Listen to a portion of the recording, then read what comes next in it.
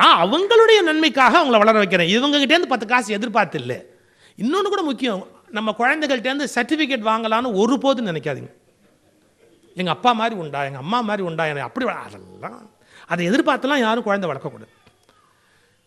அவங்களுடைய பார்வையில் என்ன நம்ம வளர்த்தாலும் நம்ம மேலே ஒரு நல்ல அபிப்பிராயம் வர்றது கஷ்டம். அது எழுதியிருக்கான், என்ன தெரியுமா, நம்ம அப்பா மாதிரி உண்டா, இந்த வார்த்தை கவனிங்க, நம்ம அப்பா மாதிரி உண்டா நம்ம அம்மா மாதிரி உண்டாங்கிற தாட் பதியும் போது அவங்கள திட்டத்துக்கு 2 பிள்ளை இருக்கும் வீட்டில். அவங்கள திட்டத்துக்கு 2 பிள்ளை இருக்கும். நீ என்ன வளர்க்குற நீ அப்படின்னு அது அவங்கள கேள்வி கேட்குறான். அந்த 2 நாள் வந்ததுக்கு அப்புறம் தான் அவனுக்கு புத்தியே வரும், நம்ம அப்பா எப்படி வளர்த்தார், நம்ம அம்மா எப்படி வளர்த்தார். இப்போ ஒரு குழந்தை பெற்றவனா சொல்கிறான், இந்த ஒன்றையே என்னால் வளர்க்க முடியல சார், எங்கள் அப்பா 7-8 வீட்டில் எப்படி வளர்த்தாருன்னே தெரியல சார்.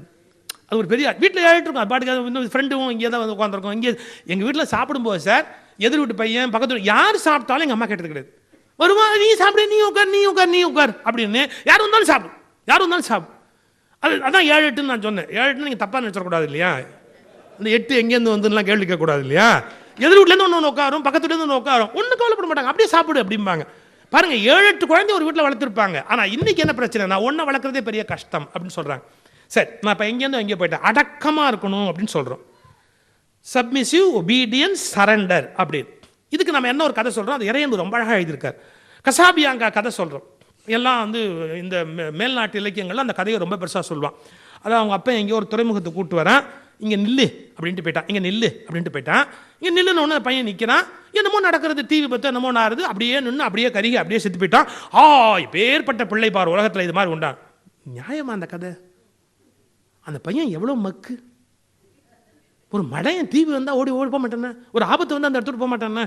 நல்லா கவனிக்கணும், அவனுக்கு என்ன தெரிஞ்சிருக்கணும் தெரியுமா, ஒரு துறைமுகத்துக்கு வந்த அப்பா இங்கே நில்லுன்னு பையனை சொன்னதுக்கு என்ன காரணம், நீ குறுக்க நடுக்க வந்தால் ஆபத்தில் சிக்கிக்குவே, நீ ஏதாவது செத்துக்கிட்டு போயிடுறதுக்கு வாய்ப்பு இருக்குது, ஒரு ஆபத்து வரக்கூடாதுன்னு அப்பா ஆபத்து வரக்கூடாதுன்னு தான் இதை சொன்னார்னு புரிஞ்சுக்கிட்டு இங்கே ஆபத்து வந்தோடனே இந்த இடத்த விட்டு போனாதான் அவன் அறிவுள்ள பிள்ளைய ஒழிய அங்கேயே நின்று அப்பா வார்த்தையை கேட்டவன் உண்மையில் ஒரு நல்ல பிள்ளை அல்ல.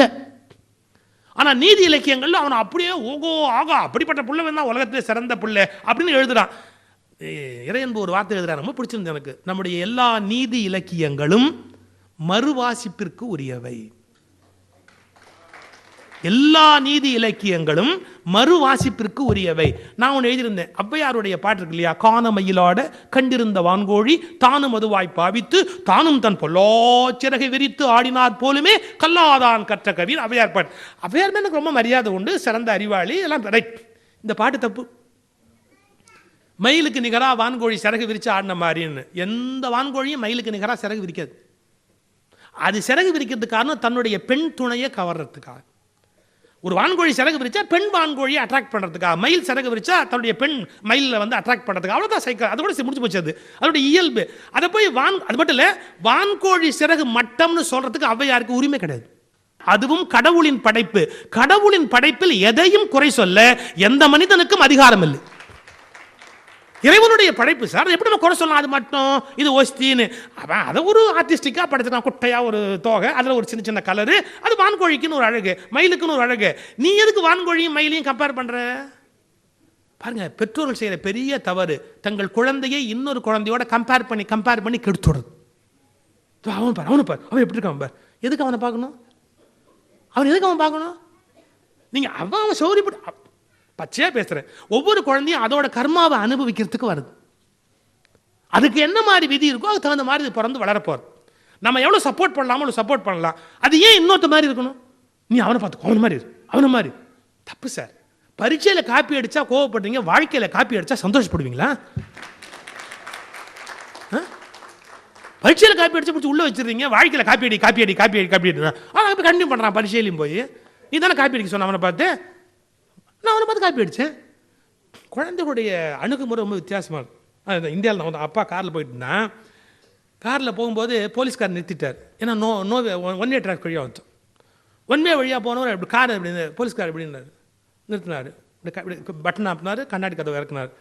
டக்குன்னு அப்படி எடுத்து ஒரு 100 ரூபா ஒரு 100 ரூபா கொடுத்தார். உடனே போலீஸ்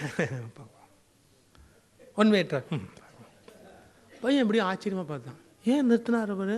ஏன்னா ஒன் வே வழியாக வந்துவிட்டேன். அப்போ அவர் பெனால்ட்டி போட வேண்டியது தானே, நீ எதுக்கு அவருக்கு பணம் கொடுத்த? எல்லாரும் அதாண்டா பண்ணுறாங்க. அம்மாவோட கடைக்கு போனான், அம்மா 500 நோட்டு கொடுத்தா, கடைக்காரன் கணக்கு பார்த்து திருப்பி கொடுக்கும்போது ஒரு 100 கூட கொடுத்துட்டான். கணக்கு பார்த்து கொடுக்கும் 100 கூட கொடுத்துட்டான். அம்மா என்னிட்ட சொன்னான், அவன் வந்து ஒரு 100 கூட கொடுத்துட்டான். அப்போ திருப்பி கொடுத்துட வேண்டியதானம்மா. நான் சும்மா வாட, எதுக்கு எல்லாரும் இதான் பண்ணுறாங்க, பேசாமல் அம்மா போயிட்டான். அவன் பரீட்சையில் காப்பி அடித்தான்னு சொல்லி ஹெட் மாஸ்டர் கூப்பிட்டு விட்டார். என்னடா பரீட்சையில் காப்பி அடிச்சானா? எல்லாரும் அதான் பண்ணுறாங்க. இப்போ இந்த அப்பா கேட்க முடியுமா, நீ ஏன் லஞ்சம் கொடுத்த? எல்லாரும் தான் பண்ணுறாங்க. நீ ஏன் 100 திருப்பி கொடுக்கல? எல்லாரும் தான் பண்ணுறாங்க. நான் காப்பி அடித்தேன், எல்லாரும் தான் பண்ணுறாங்க. கேட்குற யோகியதை அப்பா அம்மா இழந்துட்டாங்க. நாம் தவறு செய்கிற போது பிள்ளைகளை தட்டி கேட்கிற உரிமத்தை இழந்து போகிறோம். நான் இன்னும் சில விஷயம் எனக்கு நினைவுக்கு வர நான் சொல்லிகிட்டே வரேன். அதில் வந்து ஒரு கொஜன்சி இல்லாமல் இருக்கலாம், கொஞ்சம் பொறுத்துக்கங்க. எனக்கு மனசில் என்ன தோணுதோ அதெல்லாம் சொல்லிகிட்டே வரேன். அப்படியே அப்பா அம்மாவுக்கு இன்னொரு விஷயம் இருக்கணும், கொஞ்சம் சங்கடமான நான் நெருடுற விஷயம். என்ன விஷயம் தெரியுங்களா? குழந்தை எதிரிலேயே பல கணவன் மனைவி சண்டை போடுறாங்க. குழந்தைகள் எதிரிலேயே காய்ச்சி மூச்சுன்னு கத்துறது, கண்ணாப்பினா ஒருத்தர் திட்டுறது, ஒருத்தர் வந்து என்ன பேச முடியுமோ அத்தனையும் பேசுறது, ஒருத்தர் ஏசுறது, உங்கள் அப்பா இப்படி, உங்கள் பரம்பரை இப்படி, என்னெல்லாமோ பேசுகிறாங்க. அந்த குழந்தை 2 பேரும் எப்படி பார்க்கும் சார்? ஒரு குழந்தையோடைய ஆரோக்கியம், குழந்தையோட படிப்பு, குழந்தையோட வெற்றி வளர்ச்சி எல்லாம் நம்பிக்கை எங்கே இருக்குது தெரியுமா? நம்ம அப்பா அம்மா நமக்கு டோட்டல் செக்யூரிட்டி.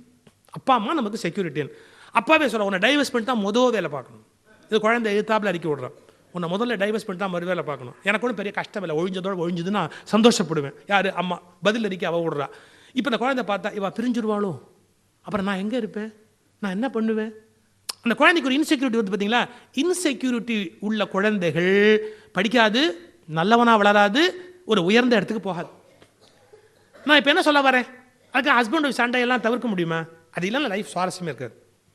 சின்ன சின்ன கருத்து வேறுபாடு சண்டை இருக்கும், கொஞ்சம் பெருசாக கூட இருக்கும். சாரி, உங்கள் தாம்பத்தியம் எப்படி ரகசியமானதோ, உங்கள் தாம்பத்தியம் எப்படி ரகசியமானதோ அதுபோல் உங்கள் சண்டைகளும் ரகசியமானவை. சண்டை பொண்ணு ஆசையாக இருந்தால் கதவை சாத்திட்டு உள்ளே போடணும். எப்படி உங்கள் தாம்பத்தியம் குழந்தைக்கு தெரியாமல் கதவை சாத்திட்டு உள்ளே நடக்கிறதோ அது மாதிரி உங்கள் சண்டையும் கதவை சாத்திட்டு உள்ளே நடக்கட்டும். அது குழந்தைக்கு தெரியக்கூடாது. உங்கள் 2 பேருக்கு இடையில சண்டை இருக்குங்கிற விஷயம் அந்த குழந்தைக்கு தெரியக்கூடாது. அதான் சரியான வாழ். ஏன்னா டோட்டலாக இன்செக்யூர்டாக ஒரு குழந்தை ஃபீல் பண்ணிட்டா அது எப்படி சார் முன்னுக்கு ஒரு லைஃப்பில் செக்யூரிட்டியே நமக்கு இல்லை. நம்ம அம்மா நம்மளை என்ன பண்ண போகிறாளோ, அப்பா நம்மளை என்ன பண்ண போகிறாரோ, எவ்வளோ கஷ்டம். ஜஸ்டிஸ் ராம் சுப்ரமணியம் அவர் எனக்கு லா காலேஜ் ஜூனியர், நல்ல நண்பர் எனக்கு. அவர் ஒரு முறை சொன்னார், ஒரு கேஸ் வருது அவர் முன்னாடி, டைவர்ஸ் கேட்குறாங்க.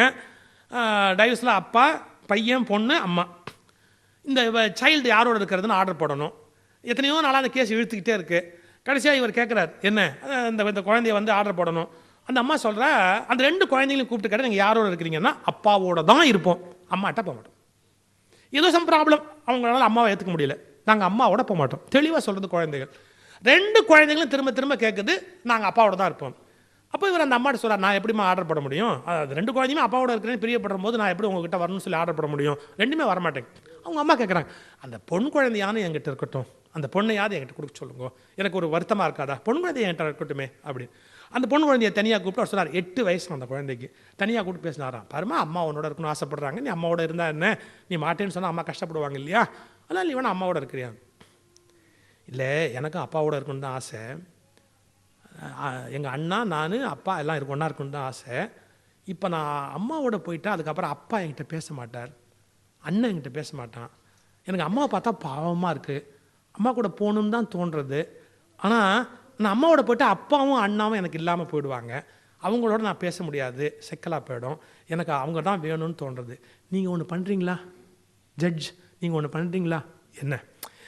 அதாவது நான் அம்மாவோட போகணுன்னு நீங்கள் ஆர்டர் போடுங்க, நான் போக மாட்டேன்னு அழறேன், நான் போக மாட்டேன்னு அழ அழ அழ எங்கள் அம்மா என்னை எடுத்துன்னு போட்டோம்.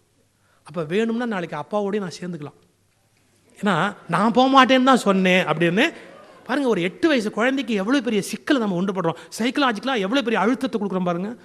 அதாவது she wants to live with father and brother, ஆனால் இப்போ முடியல, அம்மாவுக்காக கொஞ்சம் இறக்கப்பட வேண்டியிருக்கு, பட் அதுக்காக ஒரு ட்ராமா பண்ணுங்க. யார்? ஜட்ஜுக்கு நீங்கள் ட்ராமா போடுங்க. எப்படி? என்னை அனுப்புன்னு சொல்லுங்க, நான் மாட்டேன்னு சொல்லி தான் அழுவேன், அப்போ என்னை குண்டு கட்டாக தூக்கிட்டு போய் சொல்லுங்க. அவர் சொன்னார், நானும் அந்த நாடகத்துக்கு உடந்தையாக இருந்தேன் அப்படின்னார். அந்த குழந்தைக்கு எவ்வளோ பெரிய சைக்கலாஜிக்கல் நெருக்கடி பாருங்கள். எத்தனை வீடுகளில் கணவனுடைய ஈகோ, மனைவியோட ஈகோவில் குழந்தைங்க நசுங்கி சாகுறாங்க. குழந்தை அப்பாவுடைய அன்பிலும் தாயினுடைய அன்பிலும் வளர வேண்டிய குழந்தை அப்பாவின் அகங்காரத்திலும் அம்மாவின் அகங்காரத்திலும் நசுங்கி சாகிறது என்றால் எவ்வளவு பெரிய துரதிர்ஷ்டம் இது. அன்பில் அரவணைக்கப்பட வேண்டிய குழந்தை அகங்காரத்தில் நசுக்கப்பட்டால் பெரிய நஷ்டம் இல்லையா? நான் இப்போ எந்த பகுதியிலேருந்து எங்கேயோ கட்டுப்பாடுங்கிறத பற்றி பேசினேன். கசாபிங்க கதை சொன்னேன். அவன் நின்ன இடத்துல நின்னா அதை ஒரு பெரிய பெரிய விஷயம் நம்ம பேசுகிறோம். எப்படி சொன்னதை அப்படியே கேட்டு அந்த பையன் அங்கேயே நின்னான். மன்னிச்சுங்கோ மன்னிச்சுங்கோ. நம்ம சொன்னபடி அப்படியே கேட்குற குழந்தைகள் நமக்கு தேவையில்லை. ஏன்னா நாளைக்கு உலகத்தில் எவனோ சொல்கிறத கேட்குற முட்டாளாம இருப்பானே ஒழிய தானாக சிந்தித்து செயல்படக்கூடிய ஆற்றல் திறமை உடைய ஒரு மனிதனாக அவன் வளரவே மாட்டான். நான் என்னுடைய எத்தனையோ சொற்பொழிவு சொல்லியிருக்கேன். எதிர்த்து பேசுகிற குழந்தைகள் நம்முடைய பாக்கியசாலிகள். நம்மளை குழந்தை எதிர்த்து பேசினா மனசு கூட சந்தோஷப்படணும். ஏன் நம்மளே எதிர்த்து பேசுகிற நம்ம பணம் பழிச்சுக்குவோம். உலகத்தில் எங்கே போனால் இந்த பையன் பழிச்சுக்குவான். நம்ம நோக்கம் பழிச்சுக்கணுங்கிறது. நம்ம எவ்வளோ நாள் சார் இருக்க போகிறோம்? டக்குன்னு போயிட்டோம்னாலும் அந்த குழந்தை வாழணுமா இல்லையா? எவ்வளவு தைரியம் இருந்தால் அவன் நம்மளே எதிர்த்து பேசுவோம். இதை நம்ம அக்செப்ட் பண்ணுற மனோபாவம் வருதா? என்னையே எதிர்த்து பேசிட்டான், சாப்பாடு போடுற என்னையே எதிர்த்து பேசிட்டான்னு எவ்வளோ அப்பா வருத்தப்பட்டு இருக்கான். நான் வளர்த்தேன் என்னையே எதிர்த்து பேசிட்டான்னா அது ஒன்றும் தப்பு இல்லை. அவன் மனசில் அப்படி தோன்றது நம்மளை எடுத்து பேசுகிறான்னா நாளைக்கு தப்புன்னு தெரிஞ்சால் தெரிஞ்சுட்டு வந்துட்டு போகிறான். ஆனால் ஒன்று, நம்முடைய நோக்கம் அவங்க கான்ஃபிடன்ஸ் நல்ல ஒரு தைரியத்தோடு அந்த உலகத்தில் வாழும். என்னை ஏற்றுக்காமல் இருக்கலாம், என்னுடைய கருத்தை ஏற்றுக்காமல் இருக்கலாம், ஆனால் அந்த பிள்ளைகள் வாழ்வதற்குரிய ஒரு ஏற்பாட்டை நான் செய்ய வேண்டிய கடமை இருக்குது.